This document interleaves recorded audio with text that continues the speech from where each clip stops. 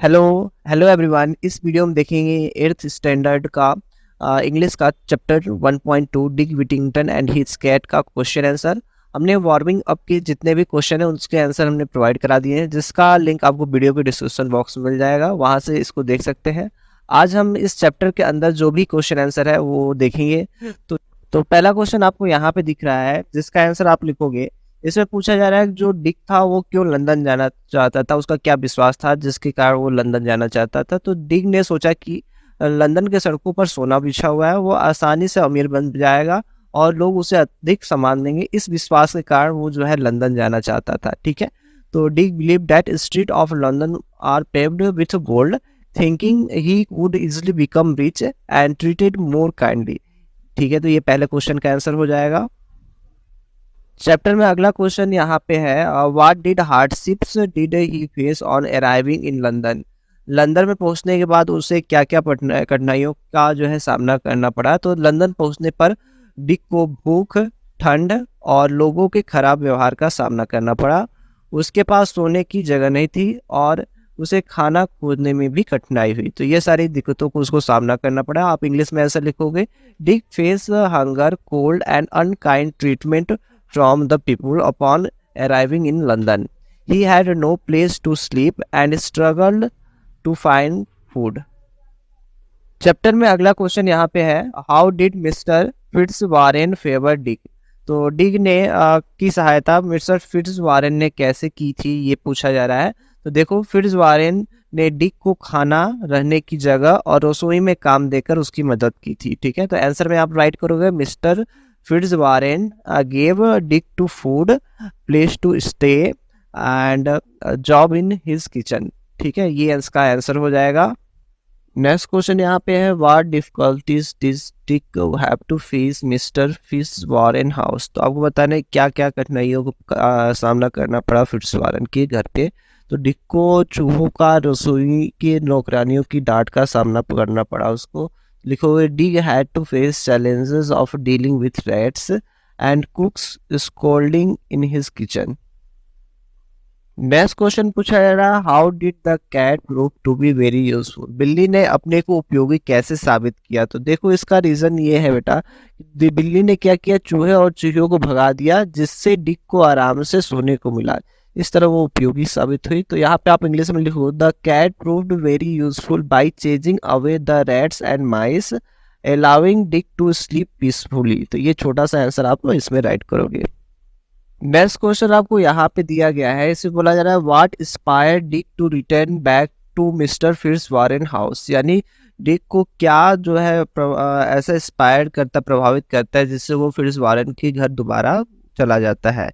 तो देखो, इसका आंसर हम बहुत छोटा आपको यहाँ पे बता रहे हैं। तो आप लिखो, चर्च की घंटियां डिक को मिस्टर फिट्स वारेन के घर वापस लौटने के लिए प्रेरित किया।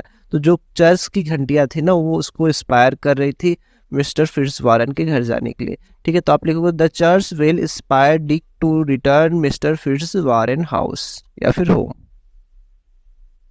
नेक्स्ट क्वेश्चन यहाँ पे दिया हुआ है, why was the captain of the ship so overjoyed. यानी जो शिप का कैप्टन था वो इतना ज्यादा खुश क्यों था।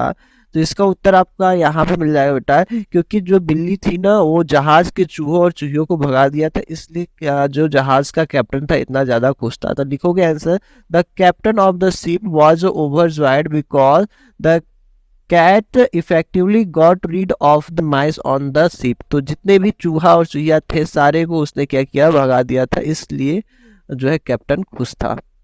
नेक्स्ट क्वेश्चन में पूछा जा रहा है, what happened when food was brought in at the palace. यानी जब महल में खाना लाया जाता है, भोजन लाया जाता है, तो क्या होता है। तो जितने भी चूहा और चूहिया थे तुरंत खाने पर टूट पड़ते हैं और उसे खाने लगते हैं, यही होता है बेटा। तो आप आंसर में राइट करोगे, rats and mice immediately ran to food and start eating it. तो ये छोटा सा आंसर आप इसमें राइट कर सकते हो।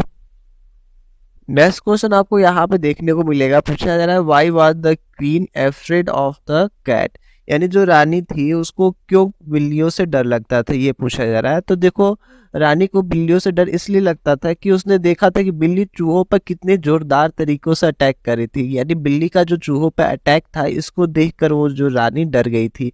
तो आप इंग्लिश में छोटा सा आंसर लिखोगे, the queen was initially afraid of the cat because she had seen how fiercely attack the rat and mice. तो ये इसका आंसर छोटा सा आप यहाँ लिख सकते हो। नेक्स्ट क्वेश्चन पूछा जा रहा है, how much did the king पे फॉर द कैट, यानी जो किंग है वो कैट्स के लिए कितना रुपया देता है। तो देखो जो राजा था वो फिट्ज वारन की जहाज का कुल जितना लागत था उसका 10 गुना बिल्ली के लिए चुकाता है। ठीक है, तो आप लिखोगे the king paid 10 times the amount for the cat compare to what he paid for the entire cargo from mister Fitzwarren ship. तो ये इसका आंसर आप यहाँ पे लिख सकते हो। नेक्स्ट क्वेश्चन है बेटा, what changes had the cat brought to Dick's life, जो डिक्स की लाइफ में बिल्ली ने क्या क्या चेंजेस लाया था ये पूछा जा रहा है। तो यहाँ पे देखो जो डिग के जो लाइफ में पहला चेंज तो लाया था कि उसे रात में सोने में बहुत मदद किया था उसने, चूहों और चूहियों को क्या किया, भगा दिया जो छत पे घूम रहे थे। बाद में बारबरी के जो राजा थे उसे बहुत बड़ी रकम में खरीद कर उस डिग को दे दिया, जिससे डिग जो है धनवान बन गया और कुशल व्यापारी के रूप में जो है सफल हो गया।